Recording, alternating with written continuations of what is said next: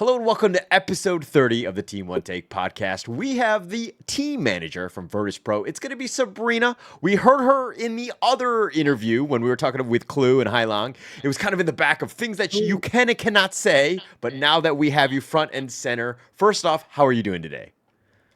I'm doing great. Thank you for inviting me. Very glad to be here.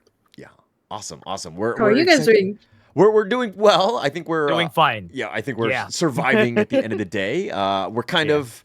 It's been a little bit of a lull in terms of the Honor of Kings esports scene, but I think that this has been the perfect time to kind of build up and to kind of skill build, if you will, and to get ready for all of the big things that are going to be happening, which is kind of where we should probably be talking about, but we'll get to that. Let's talk a little bit about you first. You're a team manager, and we know that you've been part of the scene for years now, right? You've been with other teams, you've been with Vitality, you've been, basically with a lot of the European teams. But how did you first get into this role as a team manager? Ooh, that's an interesting question, actually. So it was nothing that I actually planned. Getting into the esports scene was just like something that happened, actually. So we made a team with friends and somehow got into Honor of Kings, got into all the international tournaments, and we most of the time stayed together and built teams from Europe in that way. Okay, what was the team? Can you walk me through a little bit how that, like who they were, or that, like how you ended up getting it? Because it's not really easy to, shine on the Honor of Kings esports scene. So my first ever team was, I think, in 2022.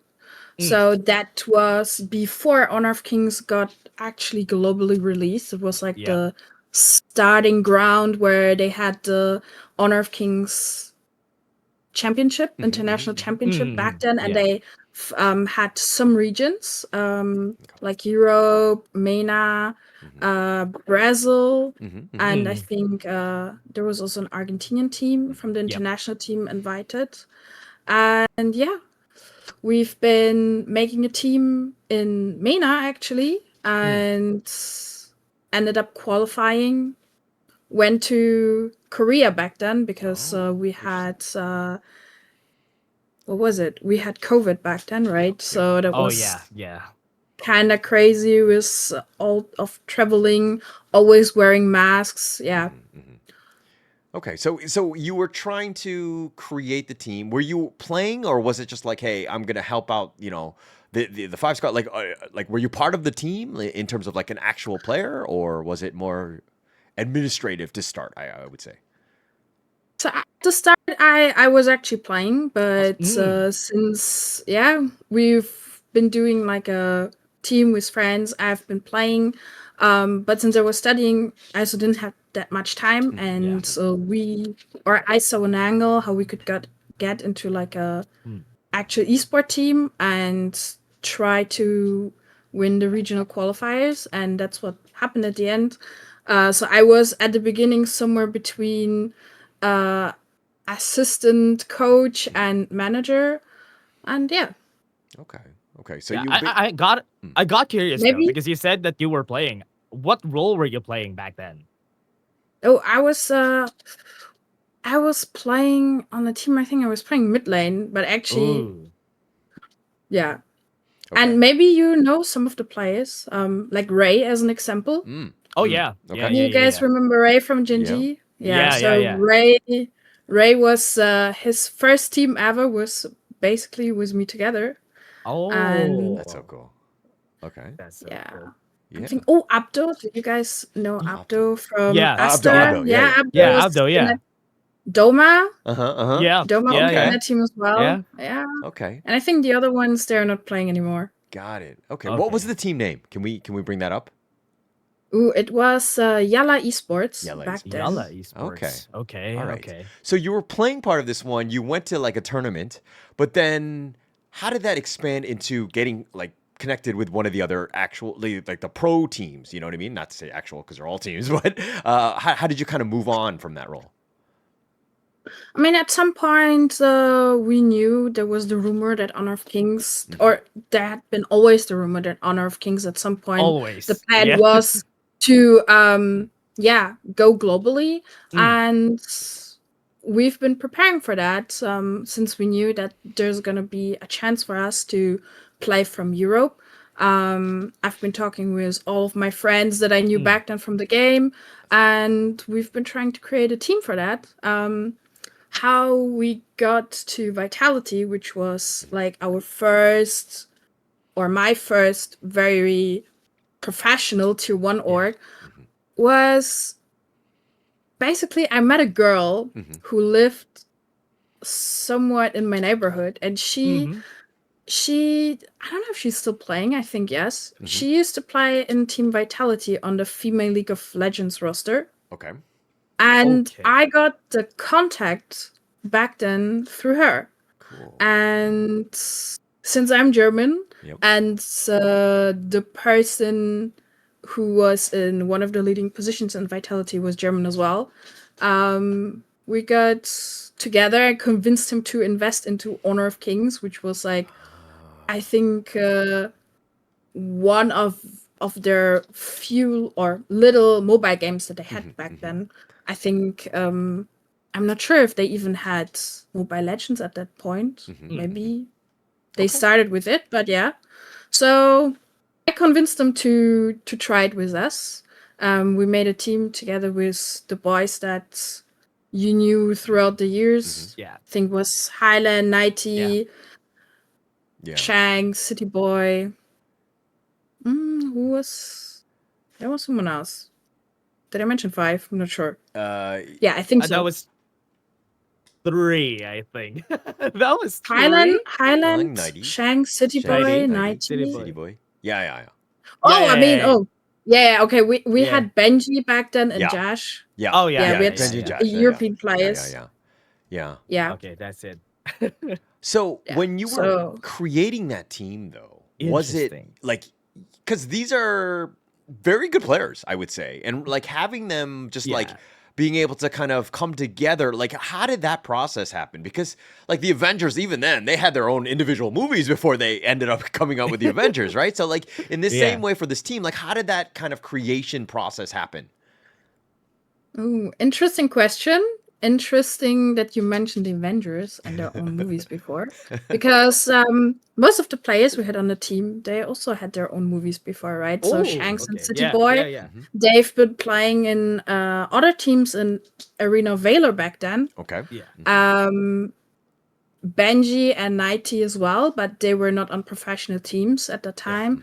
And the last player came from another game, from another mobile game called White Rift. Okay. Yeah. So I knew all of them from different sources, and we just came together. I remember back then it was City Boy and Shanks that we were thinking about, okay, how can we make a European team? Thinking about that back then when we made the team, the game wasn't released in Europe at that point. So it wasn't that easy, but at the end we kind of made a team together and it worked well. Oh yeah. How did you? I want to know, how did you came to know these players? Like, how did you? Hey, how were you or at least the organization was like we talked about the Avengers. Who's what do you call those? That guy again? I forgot the name. Mr. Fury, the guy with the yeah, eye Nick patch. Fury. He was able to find the right. How were you able to find everybody? Actually, I mean, I was always playing the game myself, and I don't remember when or how it happened, but I just knew all of them. Most of the time, we were already friends before. So that's how it happened. Okay. That's so cool. I was just like, okay, guys. It's not more Avengers. It's more like One Piece. Like, hey, friends, come on, let's make a team and let's get here. And they got it. They had a really good run. I mean, yeah. True. Kind of One Piece vibes here. It's crazy though that like if it's One Piece, everybody has that skill and that contribution. Everybody's good. right? Yeah. Like if I Yeah. was taking like 4 other random people to create a team, our team would not be good because some of them would be terrible, right? So the fact that you were able to play on a pro level and find that level, it's not easy to do. So I think you need to count. Yeah. I mean, dare I say, count your blessings because Yeah. you had a really good team to start off. Yeah. Yeah, it's true. But honestly, we also put a lot of work into it. course. Um, Yeah. so our first tournament before that, gladly, we had such a great org as Vitality back then, who Yeah. were really supportive and helped us to go on a boot camp in China before that. So we had some time to prepare. Yeah. All right. So, in terms of job scope, I know that your team manager very different from like what a coach would do, but before I go into your actual day-to-day in terms of what you do with the team, were you ever critical of like Hailang's play because you were a mid player, right? Like you can be like, "Hey, Hailang, maybe you need to do these things because I'm also a mid player. I need to show you up, huh?" At the very beginning, I think if you remember Hailang at the very beginning, he used to be a really aggressive Yes. assassin was. kind He of was. mage Yeah. player, right? Shangguan, So he yeah. was always pulling his Shangguan and his Mai, Yeah. which kind of worked at the beginning. Yeah. Since we didn't have the global ban pick, we could Yeah. just try to force the ones. The Doya, the But- Shangguan. Yeah. Yeah. But I mean, of course, since you have those kind of aggressive assassins, your Mm-hmm. team has to also kind of play around that because Yeah. we have the meta where we usually have a strong jungler in our teams and then try Yeah. to share the gold in mids. But yeah, I mean, since that time, we had many great coaches who helped him, and he's also a very great player in my opinion. He's hardworking. Yeah. He's really feeling the game. He's living the game. And he worked on that, so we can see by now he has a huge amount of champion pool and usually playing pretty good. No? Yeah. Yep. He is. He has a very big fan base in the Philippines, though. So that's Ooh. at least that's what I know. Definitely, that every time they see Hailang, they're like, "Hey, that's Hailang. Let's take a picture with him," or something like that. Yeah. Yeah, that's insane. That's also one of the things I'm really proud of. To know that the team that we've built, full of, let's say, those rookie players and also me as a team manager, we kind of grew into this whole thing together, became more professional in our way of working, our way of training. And it's so nice to see that the players, that there's like people who really enjoy watching it and like, oh, okay, wait, you're cool. Yeah. What you're doing is cool. Yeah. So I'm so happy when I see. I remember when we were in the Philippines once when I saw there was really like people cheering so crazily in the crowd. That was, it was really nice. But I feel like the Filipino crowd was also very strong. Yeah. There's a lot. There's Passionate, a yeah. lot. Passionate. Every one of them. Yeah. Yeah. I mean, I love the fact that your team is probably one of the more boisterous ones. I mean, the sense that you have Hailang, you have Clue, both guys that are very vocal and they're a lot of fun to watch, right? Even when not only in the gameplay, but also when you see them, because they're so emotional, right?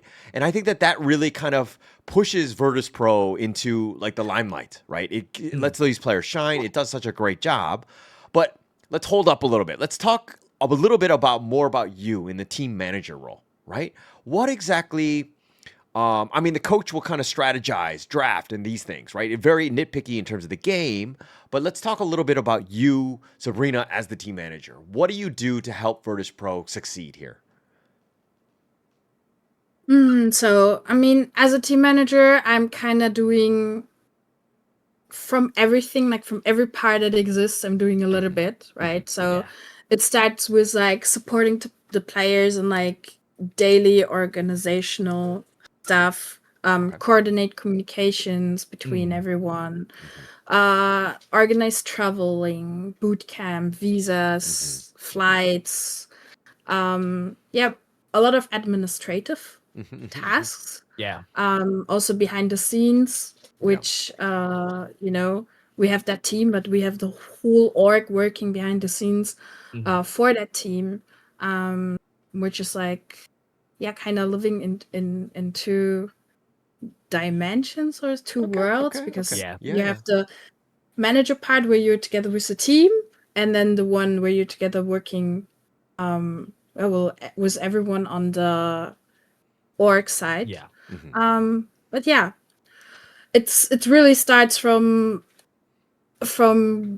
what do we do today, what is our schedule today, to if players have some problems or Got it. also not only problems, but maybe also like positive things. That's Okay. So in terms of like you're basically like the parent of the team, making sure that they're keeping in line.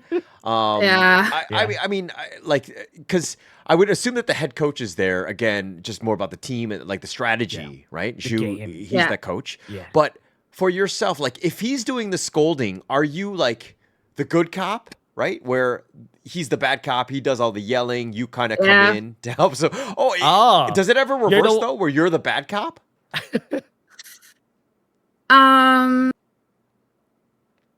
Honestly, rarely. Okay. Usually, if there's like the situation where they're actually training and maybe having something didn't work out, or like communicative problems or anything like that, then usually the players come to me and like we can talk about it. And usually it's actually like you mentioned, the good cop and the bad cop. I like being the good cop. But yeah. I mean, okay. It seems like go on. Yeah, based on what I'm hearing, especially whenever we have a manager here in Team One Take, I always hear that they're filling up a lot of shoes. They're doing a lot of work on the background. You're working with the org, you're working with the players. I want to know personally, is there some like bad days for you? Like, I'm tired, because it's a lot of work. Sometimes you get burnt out. Sometimes it's very hard. I want to know how you're coping with that.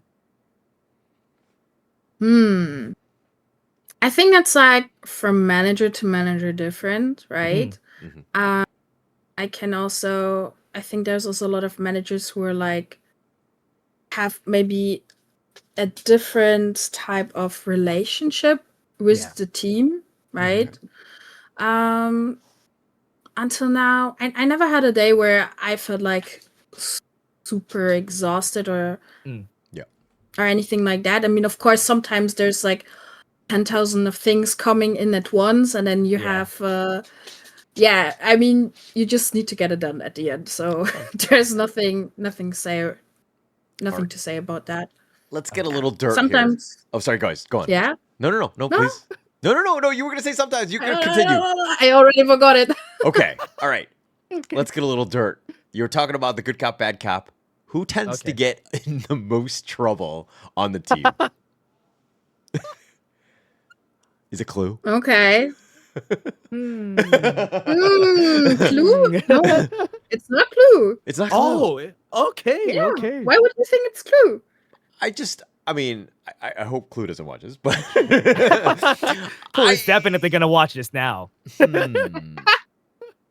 Okay, well, then who would it be if it's not Clue? So I think actually on our current team, everyone is like quite chill. Like personality-wise, everyone is like quite chill. But if I had to choose someone, then it would be definitely Highland. Okay, he was my suspect number 2. I didn't want to go there because I wasn't sure. No, just because I always feel like Clue and Hailang are the guys that are the most fun. I don't know what it is about them. Whenever you hear them talk, more expressive. They're they're just. I mean, they're super fun to deal with. They're very interactive, very sociable, and they love the game more than anything else. So seeing some of that, but.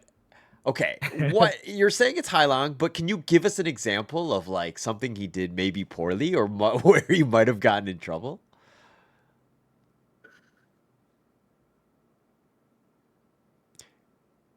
About how actually. Let me think about it. I actually have to think about it. I would have a lot of funny stories from our old team in OG. Let's do that. Let's do that Let's next. do that. Let's do this I one would for love that. now. Let's get one. For Highlands? Nah, to be honest, Okay. nothing really crazy. All For right. Highlands, the crazy thing that comes just right now to my mind would be probably something like you can wake up this man 10 times and you wake him up and he's like, oh yeah, I'm awake. Okay, I'm coming back in 5 minutes. Bro's sleeping again, and I can do that 10 times. Okay. Okay. But 5 more yeah. minutes, but it became an hour from just coming back. Yeah, no, honestly, on the team, everybody is like quite. Yeah, not this kind of, let's say, troublemaker or something, right? Discipline. Yeah. Okay. Yeah. Discipline. Yeah. Everybody is always in a quite good mood. Okay. I think you're under systemating 90. 90 is also extremely funny. But he's not that. I think in public he might not express it as much. Yeah. Yeah. As he looks does very it. Yeah, but he can be very loud as well. Not loud, Okay. but very funny. Let's say it like this. Okay. Okay.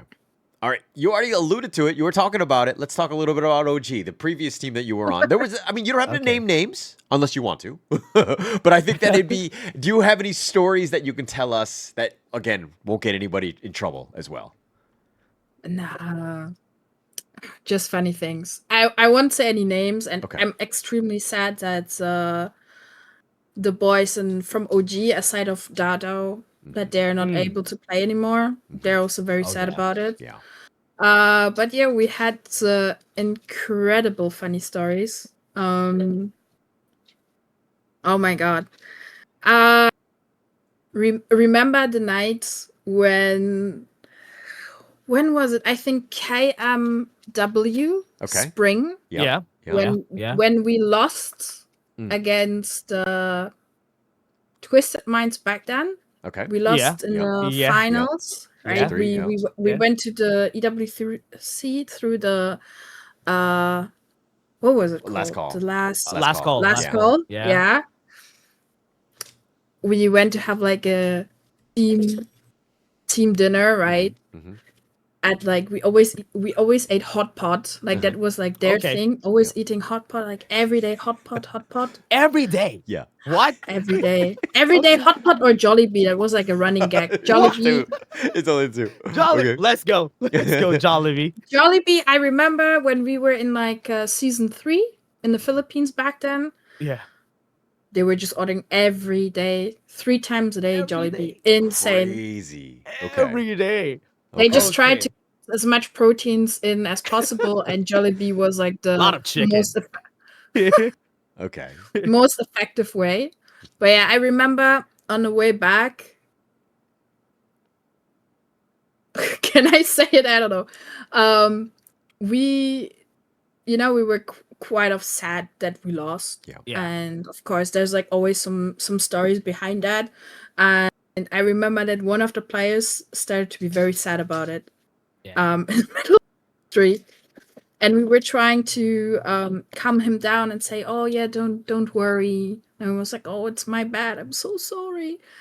And then I don't know. At some point, we were just staying quite off in the middle of the street, and everyone started to like halfway cry about it, Yeah. and it was just like so weird. Yeah. People were watching, but I mean, it was also quite a beautiful moment, I guess. Yeah. You don't see that too often. I mean, that's like, you'll see it and there are glimpses of it, definitely, when teams lose, right? Because you know how much they want to win. All of the players, right? Yeah. And when Yeah. they have that time and you see that sadness, it like kills you inside. Because again, it's like, oh man, they're so young and then they're trying to win this out Yeah. and then they lose and have that moment. And yeah, it sucks. But most times I've seen them kind of, grow from that moment, right? And I think that's, especially in this situation where you see that, again, you probably see it way more than we do. Yeah. But, this is a moment to kind of bring the team together and hopefully you guys grow from there. Yeah. And also one of the things that I is very sad about that is because, for example, after the international thing, you Mhm. also need to go back to the local scene and start from there again. And sometimes just seeing the players again just revitalized is just so great to see. I love to see, especially the players, your players from Virtus Pro, especially them, seeing them again and again, just being back, being stronger than ever is always just great to see. Yeah. I mean, Virtus Pro is also like our current roster is really fun to watch. If you're live and just Yeah. or would just like hear the in-game comms. It's like the perfect mixture of everything. Yeah. You will hear English, uh you will hear Chinese, Yep. sometimes you will hear some random French words. What? But Yeah, I'm assuming yeah, I know what those words are, but I'm not gonna. They're not Yeah. PG. But go on. no. So I guess of that roster, it is kind of eclectic, right? They're like if you're looking at like the passports they hold, it's all over the world. It's like the United Nations in that Yeah. sense, right? It's very different. Everything is unique, but at the end of the day, they seem to be playing well with one another, right? And I think that's what is that synergy? What helps them, overcome some of the language barriers, in your opinion? Oh yeah. I must say everybody is working hard on it, Mhm. especially Clue as well. Yeah. Right? Yeah. Clue Yeah. and also Highland are like the key on that because Highland at one side is also the one who's a mid laner and who is communicating Mm. a lot throughout the game. And then we have Clue, who is the only one in the team who doesn't speak Chinese Okay. fluently. Oh yeah. But what Clue did is like something that I have a lot of respect for it, and I think that's worth to share because Clue learned Chinese. Oh Um, wow. And not to only just be the bad words, able. the actual like okay. I mean, I mean, I'm pretty much fluent in like all sorts of bad words in Chinese, Of course. but I mean, I really need to say and like give credit to Clue Yeah. for that Yeah. because Clue, That's insane. Wow. Clue, when we took Clue actually to the team, right in the KML, we were thinking, okay, is this gonna work well? Right. Right. But we were all surprised by first Clue's performance, Clue's professionalism, Yeah. and Clue's will to like be on the team and give his very best. And he learned in the game they're communicating in Chinese and Clue's communicating in Chinese. That's awesome. So that's, but I mean they do both, right? They Yeah, can yeah. speak they can speak English. It's just that we had Rock on the team, right? And for Rock that was important since he doesn't speak English well enough. So, how has this language been kind of acquired by Clue? Because is it just he's hanging out with T Gold all the time, so that he's kind of had that? Is it Duolingo? Is it like what exactly is he doing? How did to that learn? happen? Yeah, how do you learn Chinese? Yeah. It's impossible. Yeah. I mean, Clue is coming from Genji roster, right? Right, Genji right. roster, Yeah. where all of the players could like I think most of them could also speak French and English, right? And since they also had Rock back then on their team, Yeah. they somehow had to communicate because they didn't have anyone on the team Yep. who could like translate aside of the coach Shishwai back then. I'm not fully aware 100% how they did that, how it worked out, but I mean they were playing together since like a longer time, right? Yeah. So Right.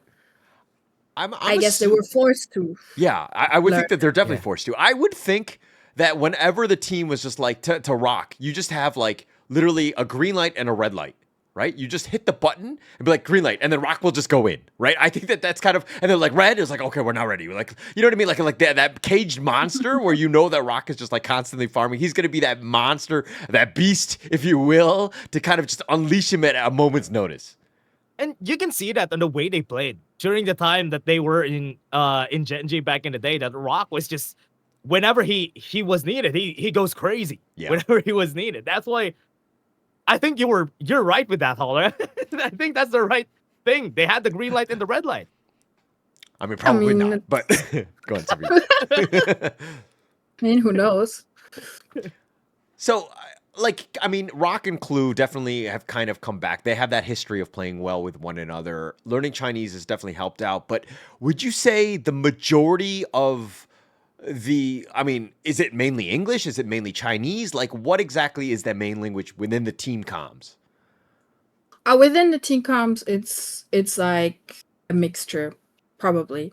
It's mainly Chinese and English mix. When when they're like outside of the game, then we're all mainly speaking in just English. Okay. Everybody speaks in English. But for in-game communication, it's mostly Chinese because it's just like for some of the players, it's just like the most comfortable thing, like Highland probably, and especially for Rock. Yeah. Okay. Commitment. I'm kind of thinking that most of the time that when they're doing those comms, it's more commands, right? Like that's why it might be a bit easier for them. That commands is go mid, go top, go bot, or something like that. Yeah. Okay. I mean, for like the in-game calls, that's true.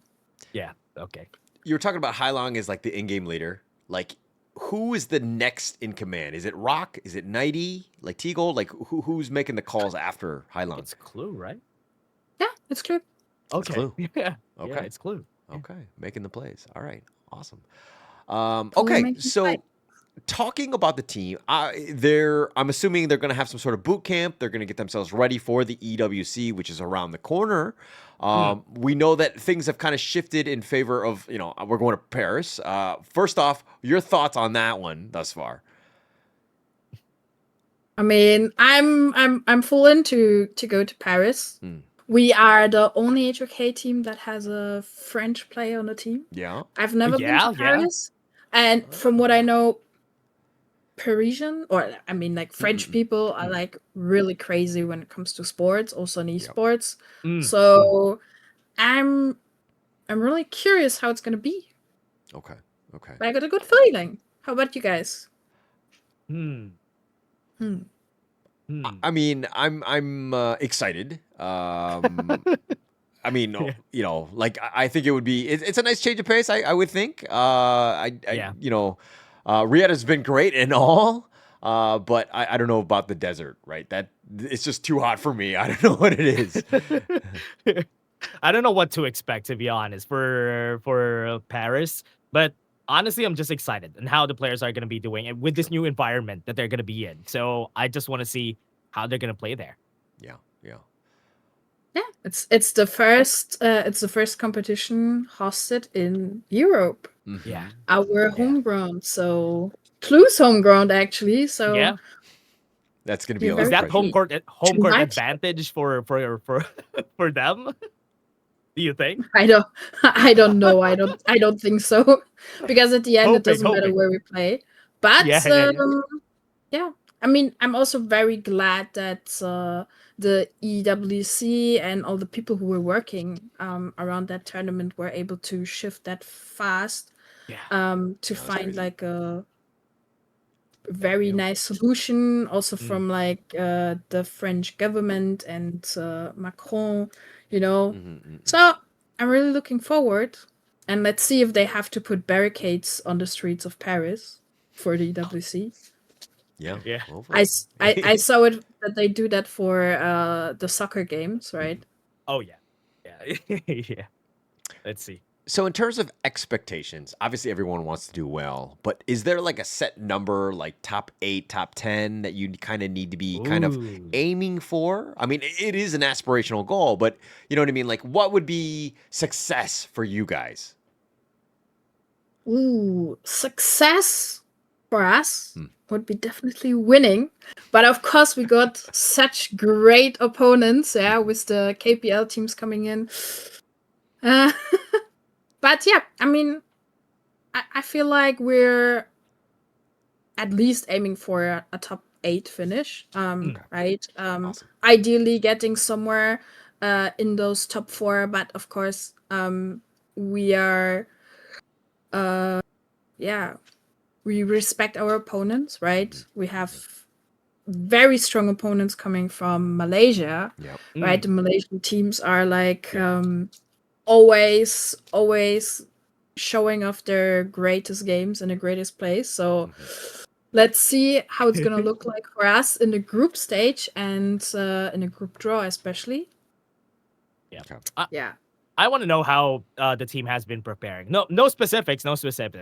How have they been doing? Or from their scrims or something? Have they been doing good? Have they been winning? Do you feel like how knows? confident are you from there? I'm confident. I love our team. I love our players, right? We have one rookie player, with T Gold in, T-Gold, yeah. and T Gold put a lot of work until now into it.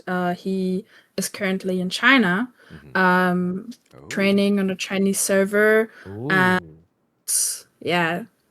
trying to become the next Inu, hopefully. Yes, let's go. Let's go.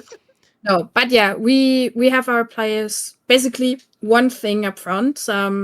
The sad part of the whole story is that at the moment, at least, we don't have a lot of teams in Europe that are, playing competitively on a level that is like comparable with like the international team. So, let's say, hard part for us is, of course, that when we want to train and we want to scrim, we really need to get out of Europe, right? So we are always going on boot camps prior to some tournaments. So unlike most of the teams that are like settled, as an example, in Southeast Asia, they just have those Everyone is teams there. around them. Yeah.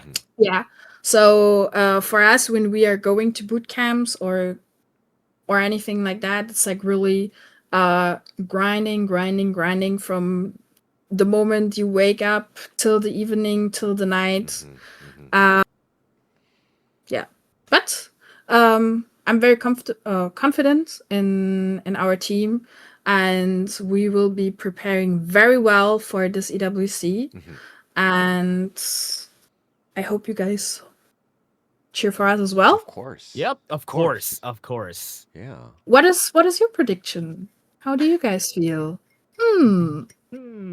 I think that's okay. I think that you did a great job of turning the tables. Let me just be honest with you. Very well played there. I was surprised about that. Yeah. I do think that I mean, let's be honest. Like the KPL teams are definitely gonna be the tops, right? As expected. I think going in, MKL teams probably second. In terms of just like as a tier, all pretty good. Obviously, you can upset either of those teams, but you just got to find the right day and time. But just generally, I think that those are big blocks to kind of put aside. Now, everything else after that, a little bit muddier, right? It's not as clear. And I think that it's very fair game, right? And I think that's even for the teams from KML, when you're going up against like a Nongshim, are they going to be the same Nongshim that you saw in KML? Don't know, right? So there's a lot of questions because there's been such a lull from now or from when those leagues finished to the actual EWC. And how they're boot camping and how they're having those opportunities to level up, that's going to be the true question at hand. So what's your prediction? Oh, I'm not What's making your prediction? I'm not making No, but I do like the way, because Virtus Pro looked incredible, right? If you're telling me, and this is why I wanted to have you on, Sabrina, because I wanted some insights, right? Having, there were definitely some questions, clues, communication, T-Gold, how would he live up to the expectations? If he's boot camping, you're finding ways to, scrim with the proper teams, then it's going to be gravy, right? Continue on with that drive. But I don't know what teams you've been scrimming with, right? And also, we also hear when teams do well in scrims, I hear this all the time. They're winning in scrims, but then they get to the international, they never do well. I don't know why that's a thing. I don't know why that's a thing. Every time that whenever we hear a teams like saying that they're good at the scrims, we're winning against this. I'm not gonna say any names. For example, they're winning against this MKL team when they were scrimming, but whenever they're there, they're not gonna be winning. But just being away from what Haller is doing, he's just buying time, Sabrina. What I want to say is that for me, I think Virtus Pro has a big chance of getting top 8 just because of what they have right now. Everybody has time.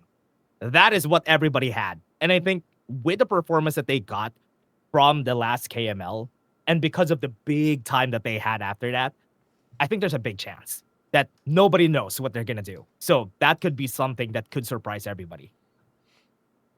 How do you feel about the new region, India? How do you feel about the AOV teams joining? Haller, this is your question. Yeah. India, okay, I'm going to be completely honest. Anytime a new league is there, there's a lot of hype because they're like, oh my God, they're absolutely destroying in the region. But they have not played against the other MKL teams. They have not played against KPL. Dare I say they're going to get destroyed, right? I think that it's going to be rough going for them, right? It's going to be an awakening. It takes time to really get good, right? And I think that without that exposure, the boot camps of the Chinese teams, they're going to be completely like a fish out of water, dare I say. Yeah. And just seeing their recent performance from their last tournament, I think Haller and I have been talking about them from us watching their recent tournaments. I think they are also having the same pathway as what everybody had when Global started. Like they're picking up the Hoi. They're starting from there, and then they're slowly building up. And I think they're still at the growth stage. So I agree with what Haller said. I think it's gonna be hard for them. They're gonna get destroyed, but at least that will be a good time for them to learn from, or at least an awakening, if you may. Yeah, I feel like India. Well, Haller. Go on. No. Please. But I feel like India. I mean, of course, they are just like at the start, and it needs time to learn all of it. You know, it's like impossible to get at like a certain level just like from one day to another. But I mean, India is such a huge country. They have such an insanely huge player base, right? Mobile games is like really big in India. And I think it will be very interesting to see how they will do also after the EWC and beyond. Yeah. Agreed. That's what I'm scared of. They can get strong pretty fast. Yeah. Oh. Yeah. Let's see. I mean, it takes some of these players have been playing for like 10 years. Right, they played on the China version. They've had so many opportunities to kind of grow with the game, and even I mean, I think the other outside guys, even your team itself, right? Like Hailong's been playing for years. You know what I mean? Like everybody's had opportunities.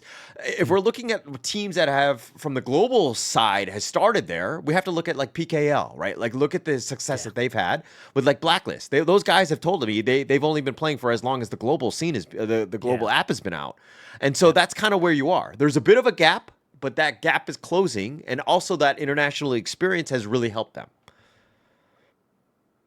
But actually, in our team, it's only Highland who played the game before the game was released. To be honest. Oh, and Rock, of course, right? But the others also, they were playing AOV before or like any other game. Yeah. But okay, what do you I want to go. Sorry, I want to go back to your prediction because for Hailong, you pointed him out. This is a guy that has the worst he's done in the past 2 years has been 5th, 6th, right? He's always top 4 in almost every single team that he's been a part of, right? Aside from Vitality, right? Which is like 9th through 12th or whatever. But ever since then, for the past 2 years, you could never count him out. So I'm going to go like, again, until he proves me wrong, he's got to be top 8, guaranteed. I think that's a solid for Hailong. I hope he doesn't prove me wrong. Yeah. I hope he does. I hope it will be a top 4 on 3. Yeah, higher. Proves you wrong by being way higher. Of course, he's got to go, right? All right. Always keep the positive mindset. Yes. Yeah, but I'm also looking forward. I mean, we have a lot of strong teams with IKL, PKL, Brazil teams. Let's see. I haven't seen them for a while, so Ooh. yeah. I mean, we were for the KML in Malaysia, so we've been playing scrims with a lot of the Southeast Asian teams, right? But not with the Brazilian team. So I'm really interested into seeing how. Also they got a lot of roster changes, right? Like True, the teams yeah. that we knew from last year, they're not Yeah. the same. So I'm really looking forward, and I'm also really interested on like the other teams, right? Like the AOV teams, right? Yeah. What will happen? Okay. I want to know your thoughts though, because every time that this is a question I always ask whenever there's like a PKL or IKL talent or player that is here. So, as someone that is from KML, who do you think is stronger, PKL or IKL?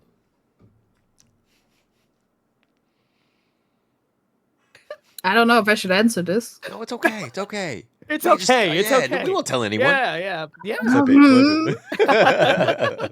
Durian. Okay. Okay. I think- Okay. Respect. Now, I think, at least from the last time, I remember, I think overall, the IKL teams looked a little bit more solid or a little bit Yeah. stronger. Mhm. But I also need to say, we need to make a cut, because the PKL teams, they are insane. Because as an example, Blacklist, how insanely well did like Blacklist, just like last year as an example, was like Yeah. really one of the few teams, if not the only team, as from the other regions, who was like really had 5 players from their regions. Yeah.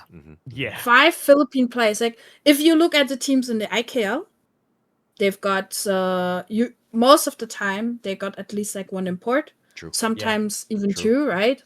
True. So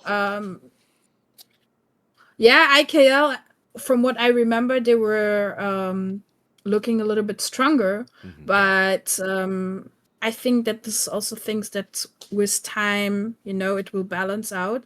And I feel like, especially Blacklist last year, they really proved to all of us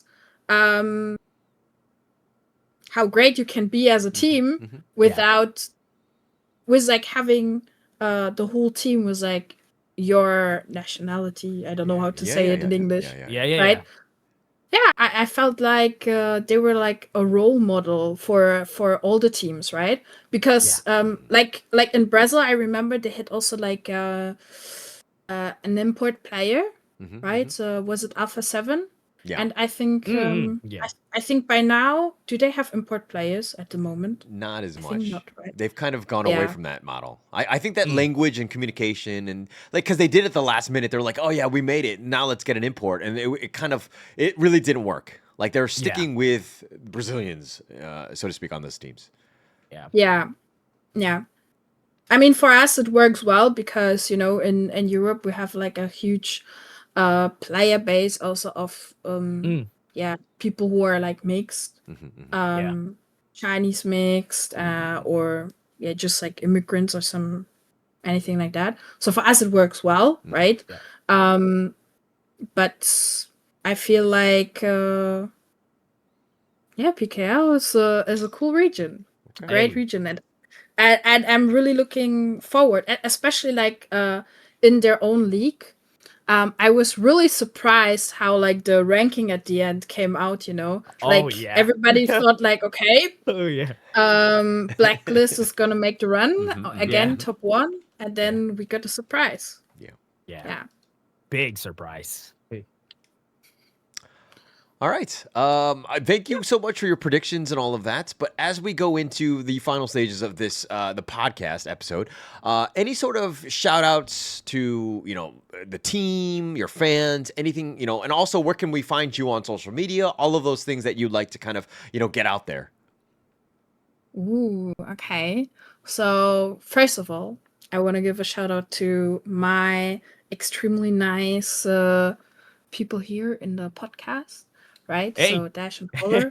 Thank you Hey. very much. Thank you. Thank Thank, you. thank you very much for leading this podcast as professional as possible and making me feel also comfortable, right? My first time. Next time I will see you guys, I will bring a durian. Or maybe the other way around. Because we don't have durians in Germany, so I have to think Yeah. how am I supposed to get one to you? I'll bring you a durian candy the next time that we're gonna be meeting. So at least that's something that you Does the can candy eat. smell as well? Yeah, it smells good. It smells good. It's better. Yeah, Wait. yeah. They get rid of Does that. it does it really smell good or Yeah. Yeah, yeah, yeah, yeah. It smells good. It smells good. Yeah. okay? Yeah, well, shout out for my entire team as well. I love Mm. my boys. We have incredible players. We have an incredible coach.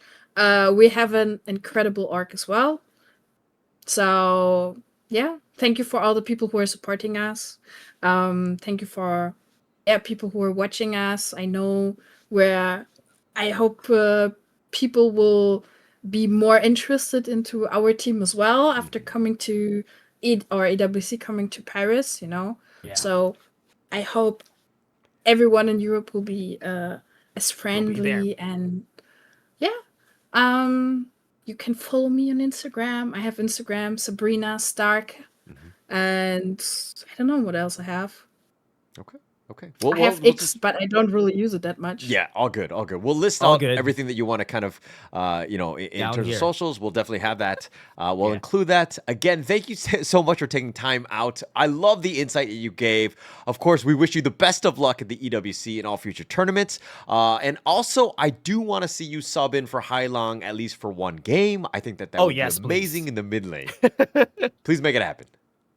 Oh, I mean, we were already thinking to put me as a substitute. There we go. Hey, No, let's no. go. Let's go. But I mean, it's unrealistic, guys. Unrealistic, guys. But if there's gonna be like a game, There's always a chance. there's always those games with like the creators, right? And with the streamers. Hello, Yeah. I can Show also play match? Yeah. support. Okay. All right. Okay. We'll try to get you Invite on. me, guys. All right. Definitely find out. I We will do have those fun the content creator games. I get The it. show match, We'll yeah. definitely the show matches. We'll definitely try Yeah. to hook you up in that one and get you on Oh, yeah. involved in that one. I think that'd be a lot of fun to watch as well. But again, thank you so much for taking the time out. We will catch you guys next time. Thank you. Bye bye.